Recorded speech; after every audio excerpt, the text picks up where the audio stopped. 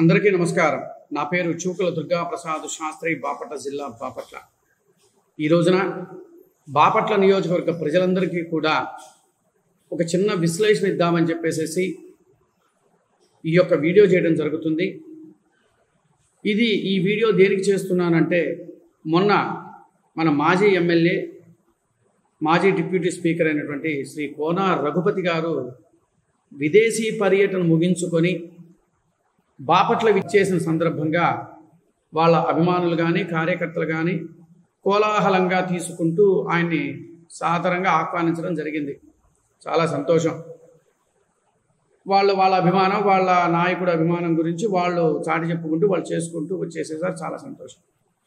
అయితే ఇక్కడ ప్రధాన అంశం ఏంటంటే, ఆ కోలాహలం అయిపోయిన తర్వాత ఒక మీటింగ్ పెట్టారు. ఆ మీటింగ్లో ఏం మాట్లాడారు అనేది ఒక విశ్లేషణ ఇస్తాను. ఆయన చెప్పిన వాటికి నాకున్న పరిజ్ఞానంలో నేను కొన్ని ప్రశ్నలు, ఆయన అడిగిన దానికి నేను సమాధానం చెప్పగలను నమ్మకంతో నేను ఈ వీడియో చేయడం జరుగుతూ ఉంది. అయితే ప్రతి ఒక్కళ్ళు బాపట్ల నియోజకవర్గంలో ఉన్న ప్రజలందరూ కూడా నేను చేసిన ఈ వీడియోని ఖచ్చితంగా మీరు వినండి. నేను అడిగిన ప్రశ్నలకి కామెంట్స్ రూపంలో సమాధానం కూడా చెప్పండి. ఒక్కసారి ఆయన ఏం మాట్లాడారు, రఘుపతి గారు ఏం మాట్లాడారో ఒక్కసారి ఆ వీడియో చూద్దాము. ఒక్కసారి వీడియో చూడండి. అన్ని ఆయనే చేసిన ఆయన బాధ కలగచ్చు. ఇప్పుడు ఏదైనా చెప్తా ఉంటే అది మేము పెట్టిందని అంటే అన్ని హ్యాపీగా పెడితే మీరు చేసింది ఏముందండి? ఏం చేయట్లేదు మీరు, ఏం చేయలేదు. మీరు చేశారు, చేయలేదనట. కోడి పందాలు ఆడించారు. ఏంటంటుందండి? భార్య బరి బాగా పెట్టించారు దగ్గర బరిలు ఎక్కడ లేని సంస్కృతిని తీసుకొచ్చు.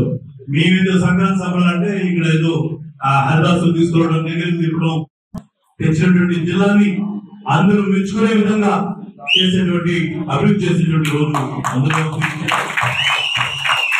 పెట్టినటువంటి మెడికల్ కాలేజ్ ని తీసి దులిపి కట్టేటువంటి బాధ్యత కూడా.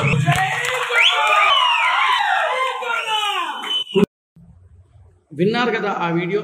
ఆయన ప్రధానంగా 4 అంశాలు లేవనెత్తారు. ఒకటి, కోడి పంద్యాల గురించి ఒకటి మాట్లాడాడు. 2, బాపట్ల సాధకుడు అని అన్నారు. 3వది మెడికల్ కాలేజీ అన్నారు. 4, రోడ్లు మరియు కొత్త పైప్ లైన్లు, ఒకటి డ్రైనేజీ వ్యవస్థ. ఇదంటే ఒకదానికొకటి లింక్ అన్నమాట. ఇవన్నీ నేను విశ్లేషణిస్తాను. ఒక విషయం చెప్తా వినండి. ఇది కోడి పంద్యాల గురించి మాట్లాడారు. మీ నాయకుడు, మీకు గుర్తుందో లేదో, మీ మాజీ మంత్రి, మీ ప్రభుత్వంలో చేసిన మాజీ మంత్రి మీకు గుర్తున్నారో లేదో, ఆయన పేరు కూడా నేను చెప్తాను, కొడాలి నాని. మరి గుడివాడలో క్యాప్సికం పెట్టి జనాల యొక్క ప్రజల్ని, అధికారాన్ని దుర్వినియోగం చేస్తూ ఆ రోజున మీరు చేసింది దాన్ని ఏమంటారు మాకు తెలియదు. మరి మీరు చెప్తే మేము కూడా తెలుసుకుంటాం. 2వది, బాపట్ల సాధకుడు అన్నారు. అవును, రైట్. బాపట్ల సాధకుడు, బాపట్ల జిల్లాను తీసుకొచ్చారు. దానికి ఒక పౌరుడిగా, బాపట్ల పౌరుడిగా నేను ఒక వ్యక్తిగా అంటే ఒక పౌరుడిగా మిమ్మల్ని నేను గౌరవిస్తాను. 3వది మెడికల్ కాలేజీ అన్నారు. సరే, ఈ మెడికల్ కాలేజీ విషయంలోకి వచ్చేటప్పటికి మీ ప్రభుత్వంలో, అంటే వైఎస్ఆర్ కాంగ్రెస్ ప్రభుత్వంలో మెడికల్ కాలేజ్ తీసుకొచ్చింది మీరే కదా. మరి తీసుకొచ్చినప్పుడు గుత్తేదారుడు ఎందుకు వెళ్ళిపోయాడు? అట్టహాసంగా ప్రారంభం చేసిన మెడికల్ కాలేజీ అర్థాంతరంగా ఆగిపోవడానికి కారణం ఏమిటి? ఎందుకు గుత్తేదారుడు వెళ్ళిపోవాల్సి వచ్చింది? మరి సకాలంలో బిల్లు చెల్లించలేదా, లేకపోతే ఒత్తిళ్ల మీద వెళ్ళిపోయాడా? ఏ కారణం ఏందో కూడా ఎవరికీ తెలియలేదు. తర్వాత దాని మీద కొన్ని సామాజిక మాధ్యమాల్లో వస్తే మళ్ళీ మొదలు పెడతామని చెప్పేసి చెప్పారు, కానీ అది జరగలేదు. మరి దాని గురించి ఏం విశ్లేషిస్తారు? మెడికల్ కాలేజీ తెచ్చా. ఇప్పుడు సామెత అవుతుంది, నేను పెళ్ళైతే చేసుకుంటాను కానీ భార్యకైతే అన్నం పెట్టను అన్నట్టుగా ఉంది మీరు చెప్పే పద్ధతి. మేము మెడికల్ కాలేజీ తెచ్చాం కానీ మేము మొదలు పెట్టాము, మధ్యలో వాడు వెళ్ళిపోయినా మాకు సంబంధం లేదు అని చెప్పండి. అది మీ ప్రభుత్వంలో జరిగినప్పుడు మరి ఈ ప్రభుత్వం మీద, ఎన్డీఏ ప్రభుత్వం మీద ఎందుకు బురద చల్లుతున్నారు? పసిఫిక్గా మా వర్మగారి మీద ఎందుకు మీరు బురద చల్లాల్సిన అవసరం ఏంటి? తర్వాత వచ్చేటప్పటికి రోడ్లు, కొత్త పైప్ లైన్లు. దీంట్లో ఈ విషయంలో నేను క్లారిటీ ఇస్తానండి. కొత్త పైప్ లైన్లు అని చెప్పేసి నాణ్యత లేని పైప్ లైన్లు వేసి ఈ రోజున మీరు వేసిన దగ్గర నుంచి ఈ రోజు వరకు కూడా తవ్వుతూనే ఉన్నారు. దానికి ప్రధాన కారణం నాణ్యత లేని పైప్ లైన్లు వేయటం. మా తాతగారు ఒక చెప్తూ ఉంటాడు, ఒక సామెత. మా ప్రజలారా తప్పుగా అర్థం చేసుకోకుండా దయచేసి ఒక సామెతతో చెప్తున్నాను అన్నమాట. ఎత్తేసుకోవటము అని అంటారంట. అంటే మనం చేసిన పనే దాన్ని మొదలు పెట్టుకోవటము అని. ఆ వ్యవస్థ ఏమైంది అని అంటే ఆ డ్రైనేజ్ ఆ పైప్ లైన్లు వేయటం వల్ల ప్రతి చోట లీకులు అవుతున్నాయి. వీరు ఏమంటూ కొత్త రోడ్లు కొత్త పైప్ లైన్లను మొదలుపెట్టిన దగ్గర బాపట్ల ప్రజానీకము మీ అందరూ మన అంతరాత్మ సాక్షిగా చెప్పండి, ఏ రోజైనా మున్సిపాలిటీ మంచినీళ్లు తృప్తిగా తాగగలిగారా? బురద వాసన, మురుగు వాసన, పచ్చగా రావటం.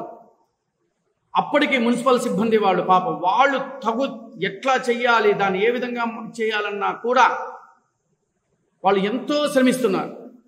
గతంలో ఏ రోజు కూడా ఇట్లా రాలా. పాత పైప్ లైన్లు ఉన్నప్పుడు ఏ రోజు కూడా ఎప్పుడన్నా రేరుగా జరిగేది.